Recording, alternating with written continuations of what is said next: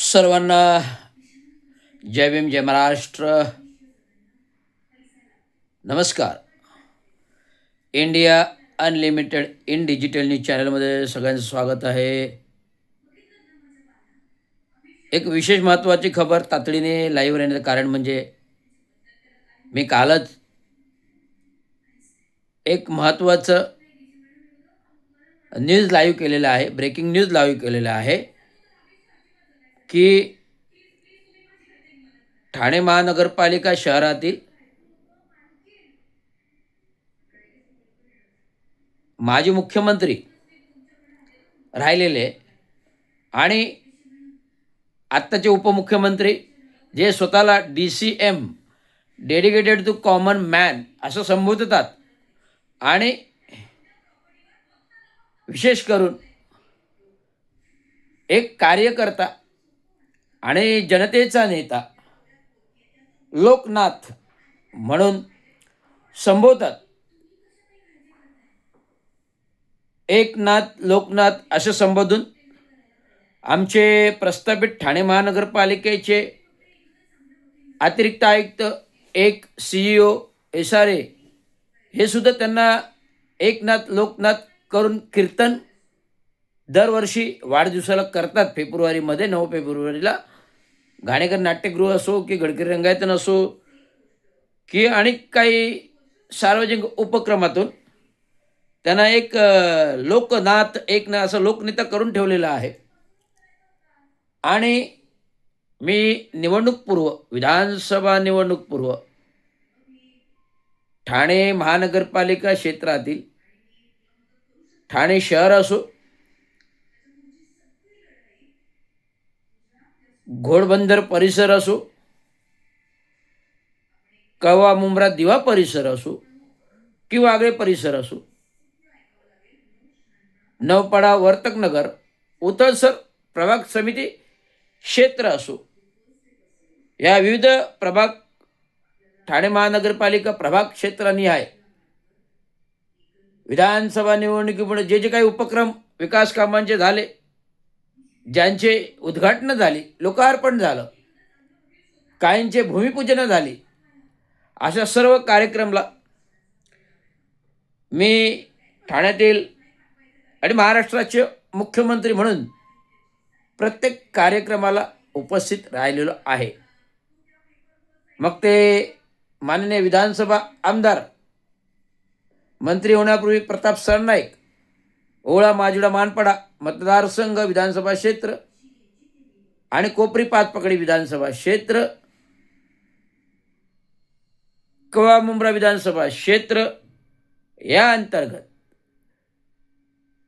प्रस्थापित पक्षातील मुख्यमंत्री महोदय यांनी जे जे विकास कामं काढली केली आणि काहींची भूमिपूजनं होती. मग घोडबंदरच्या परप्रांतीय लोकांसाठी सामाजिक हॉल, सामाजिक पूजन, waterfront park, Ghodbunder, China creek waterfront park,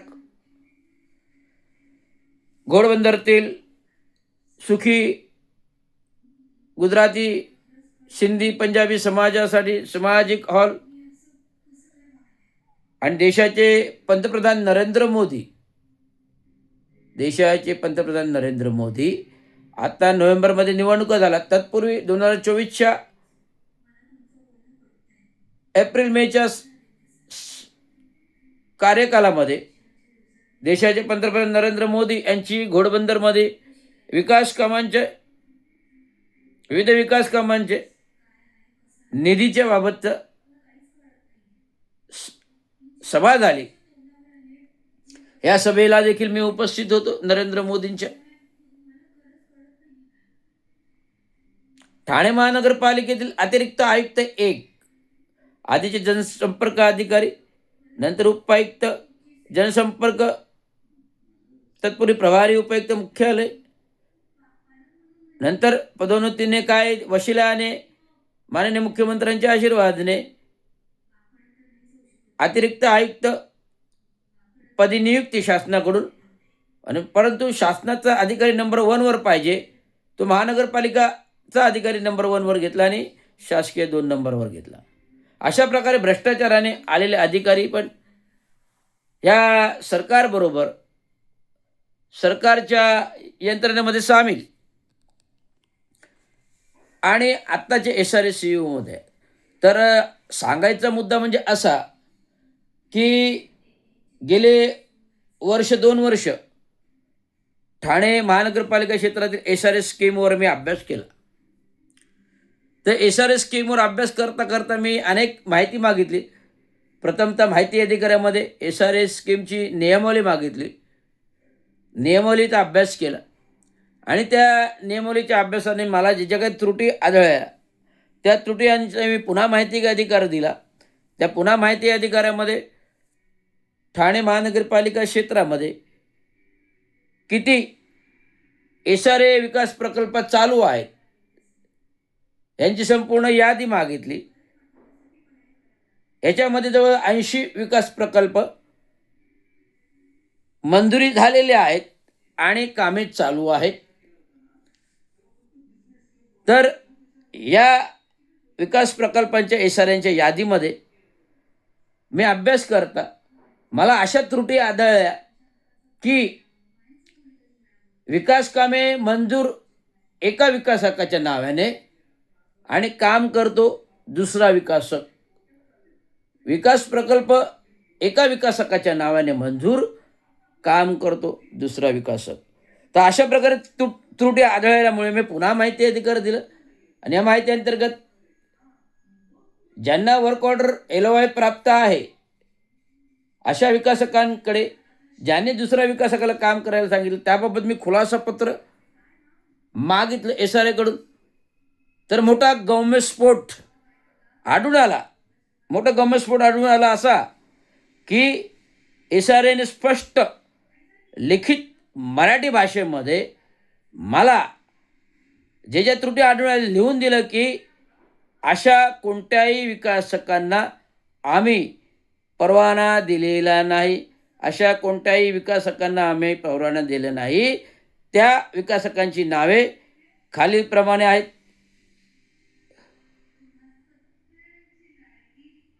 Ramchandra नगर, अशोक वैती, काजूवाडी परिसरातील देव अशोका नंबर 1 काजूवाडी प्रकल्प.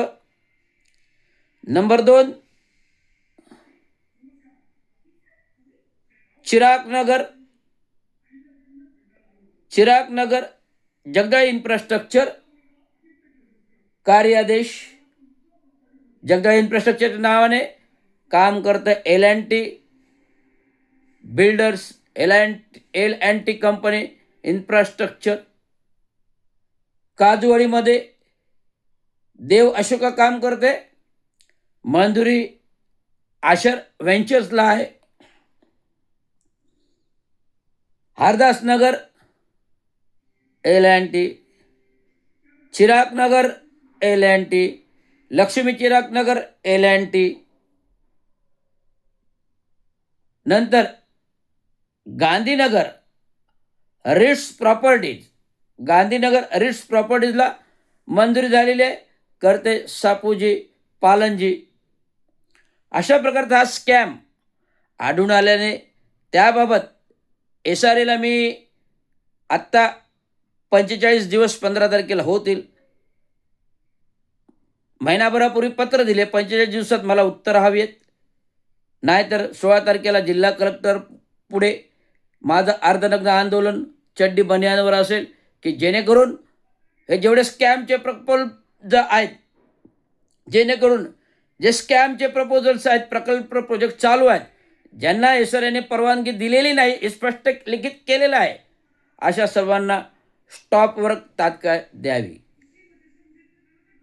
तर हे पुन्हा मी लाईव्ह का करतोय, तर आत्ताच मी एक व्हायरल क्लिप माननीय उपमुख्यमंत्री यांच्या काजूवाडी येथील बंगल्यासमोर काही महिला वर्ग माननीय उपमुख्यमंत्री यांना भेटण्यासाठी जो काजूवाडीतील प्रकल्प रखडलेला आहे, SRAचा प्रकल्प काजूवाडीतील रखडलेला आहे, त्याबाबत गरीब लोक घरासाठी टाळं फोडतात. त्यांना विचारणा करण्यासाठी माननीय उपमुख्यमंत्री यांच्या भेटीस आले होते, परंतु माननीय उपमुख्यमंत्री हे दिल्लीवारीवर आहेत नरेंद्र मोदींच्या भेटीला, त्यामुळे त्यांची भेट होऊ शकली नाही. म्हणून उपस्थित महिला वर्गाला भेटण्यासाठी एसआरएचे मुख्य अभियंता नितीन पवार येऊन आणि ठाणे महानगरपालिकेचे ठाणे महानगरपालिकेचे AMC राजेश सुनावणे, जे स्थावर मालमत्ता विभागाचे सहाय्यक आयुक्त आहेत,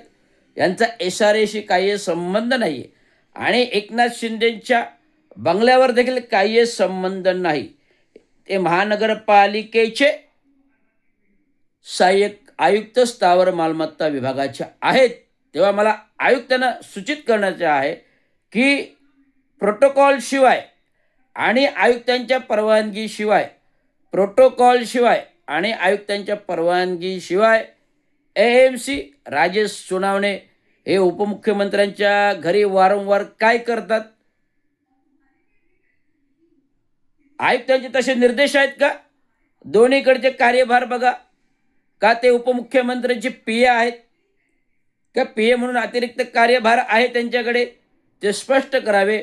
नाही तर पूर्ण एक तर महानगरपालिकेचे सहाय्यक आयुक्त स्थावर मालमत्ता विभाग म्हणून बघावे, किंवा उपमुख्यमंत्री एकनाथराव शिंदे यांचे PA जर असतील त्यांनी ते स्पष्ट करावे, नाही तर त्यांना महानगरपालिकेतून मुक्त करावे, असं ठोस निवेदन महाराष्ट्र म्युनिसिपल कर्मचारी union, Maharashtra municipal all India कामगार सेना, महाराष्ट्र म्युनिसिपल कर्मचारी युनियन, अभियंता असोसिएशन युनियन, स्टेम प्राधिकरण युनियन, परिवर्तन कामगार सेना नाशिक, महाराष्ट्र ST महामंडळ युनियन महाराष्ट्र राज्य पोलीस कर्मचारी युनियन महाराष्ट्र राज्य.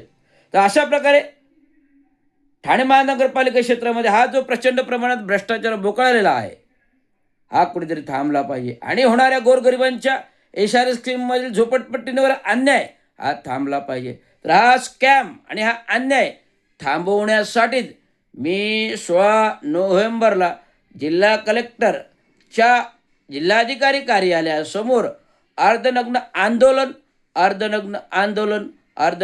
आंदोलन चड्डी बनियानवर करण्याचे ठरविले आहे. ते जिल्हा कलेक्टरने याची नोंद घ्यावी. माननीय उपमुख्यमंत्री एकनाथरावजी शिंदे यांनी नोंद घ्यावी.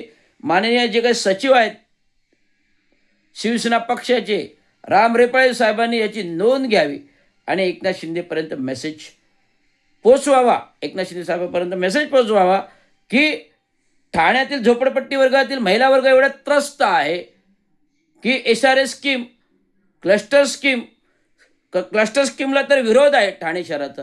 असे असताना अर्थ हाक मारण्यासाठी प्रेमाने तुमच्याकडे त्यांची भेट होत नाही. तुम्ही आपल्या स्वतःच्या सत्ता अर्थक कारणासाठी, स्वतःच्या स्वार्थासाठी दिल्ली वाऱ्या करतात. मग तुम्ही मुख्यमंत्री उपमुख्यमंत्री कशासाठी झालं? जनतेचे आहात मुख्यमंत्री का केवळ स्वतःच्या फायद्यासाठी झालेले सत्तातील मुख्यमंत्री उपमुख्यमंत्री आहात? हे त्यांनी स्पष्ट करावे. आणि 16 नोव्हेंबरला जिल्हा कलेक्टर कार्यालयासमोर अर्धनग्न आंदोलन असेल, याची नोंद मुख्यमंत्री महोदय देवेंद्र फडणवीस सुद्धा घ्यावी, राज्याच्या राज्यपालांनी घ्यावी, राष्ट्रपतींनी घ्यावी आणि पोलीस आयुक्त ठाणे शहर जिल्हा police Vartaknagar Vartaknagar police station, Thane Nagar police station आणि नवपाडा पोलीस स्टेशन या सर्वांनी नोंदी घेऊन हा जो का न्याय अन्यायाचा प्रकार चाललेला आहे याची दखल घेऊन शासनापर्यंत पोहोचावे, एवढंच माझी विनंती. धन्यवाद. जय हिंद, जय महाराष्ट्र, जय हिंद भारत.